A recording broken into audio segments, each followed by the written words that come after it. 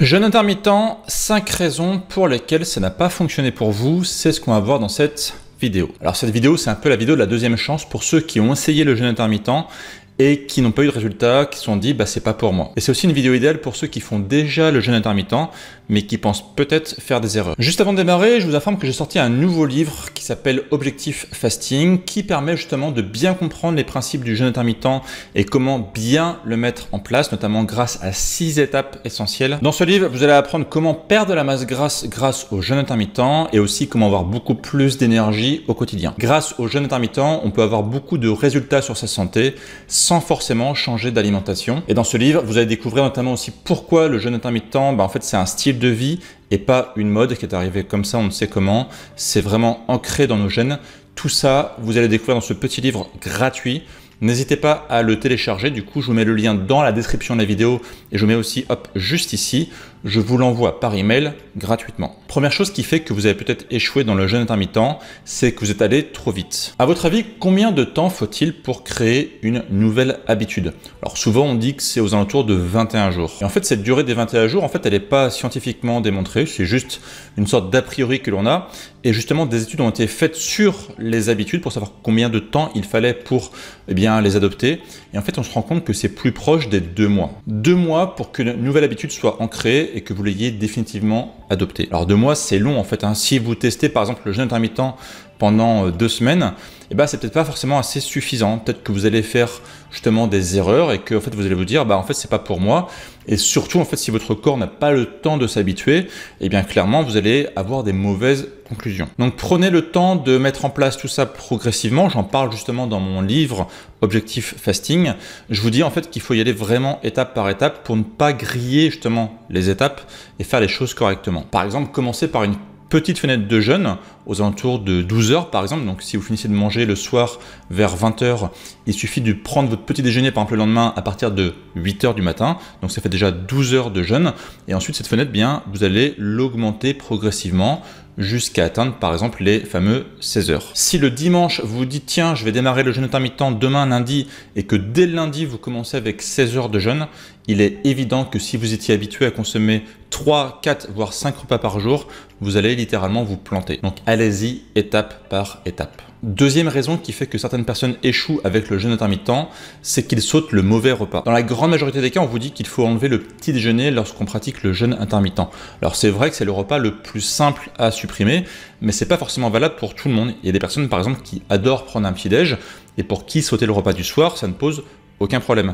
Donc si pour ces personnes, ils se forcent à enlever le petit déjeuner, ils vont être frustrés, ça ne va pas leur convenir. Il y a même certaines personnes pour qui l'idéal c'est le repas du midi, qu'il est beaucoup plus simple de sauter. En fait, il n'y a pas de règle, ça va vraiment dépendre de votre style de vie, de vos habitudes déjà ancrées et de vos préférences individuelles. Il faut que le jeûne intermittent s'adapte à votre style de vie. Il ne faut pas faire l'inverse, il ne faut pas que votre style de vie s'adapte au jeûne intermittent. Sinon forcément ça va échouer, vous allez avoir des contraintes, vous allez être frustré et vous allez dire c'est pas fait pour moi, j'abandonne. Le fasting n'est possible sur le long terme que s'il est simple et intuitif pour vous. Et si de votre point de vue, avec le temps, il y a des efforts à faire, des quelconques efforts à fournir, là aussi ça ne marchera pas parce que ce sera une contrainte et pas quelque chose de naturel. Troisième chose qui a fait que ça n'a pas marché pour vous, c'est que vous avez trop consommé de nourriture pendant vos fenêtres de repas. J'en parle très souvent sur ma vidéo. Un point essentiel, c'est que le jeûne intermittent n'est pas une technique de restriction calorique. Le fasting est une technique qui va optimiser votre réponse hormonale, notamment sur les hormones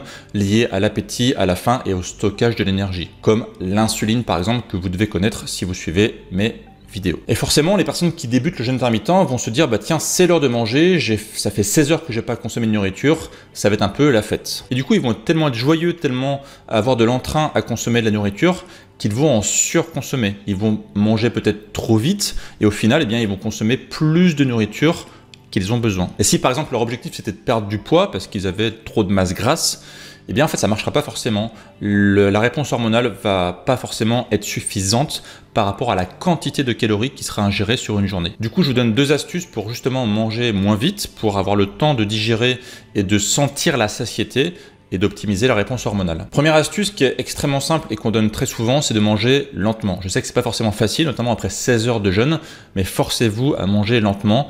Par exemple, après chaque bouchée, posez votre fourchette. Vraiment, croyez-moi, ça marche ultra bien et vous allez sentir vraiment la satiété arriver avant de consommer trop de calories. Deuxième technique, si vous avez prévu un repas le soir par exemple, eh bien coupez-le en deux. Par exemple, commencez par un repas traditionnel, donc là aussi vous allez consommer lentement la nourriture.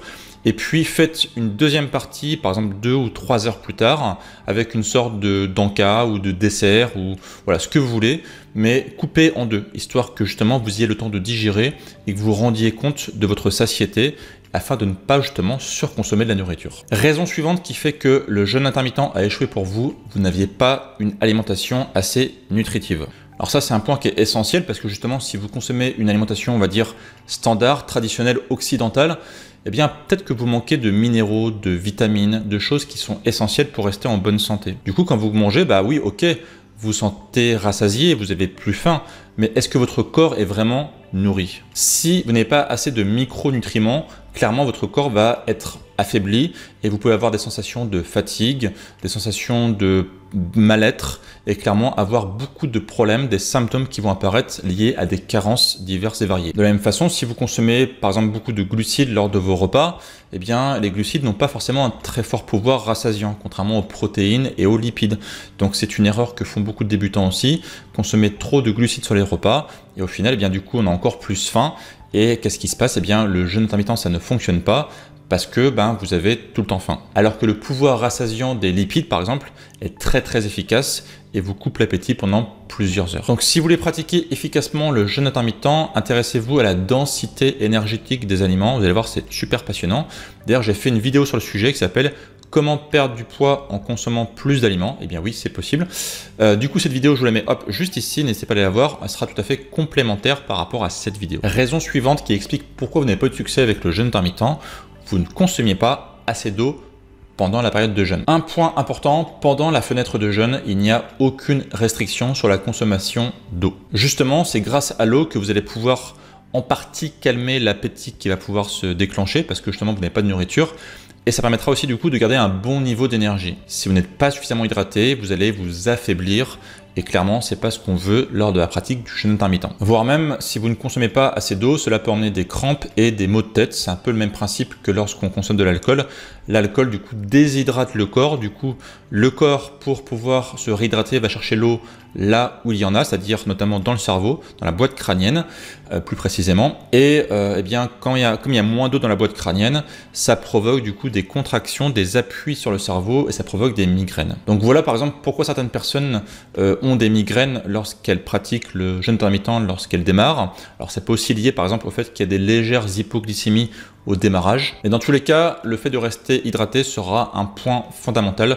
Donc n'hésitez pas à consommer beaucoup d'eau. Vous voyez, hop, moi pendant ma vidéo, je pratique actuellement le jeûne intermittent et j'ai mon petit verre d'eau qui est juste à côté. Du coup, si vous souhaitez en savoir plus sur le jeûne intermittent et sa mise en pratique concrète, efficace et sans faire d'erreur, je vous renvoie vers mon nouveau livre Objectif Fasting. Encore une fois, il est gratuit, je vous l'envoie par email gratuitement. Le lien est dans la description de la vidéo, c'est le premier lien qui apparaît. Et si justement vous souhaitez en savoir plus sur la densité énergétique des aliments pour justement pouvoir maigrir en consommant peut-être plus d'aliments, eh bien je vous renvoie vers cette vidéo qui sera vraiment super importante.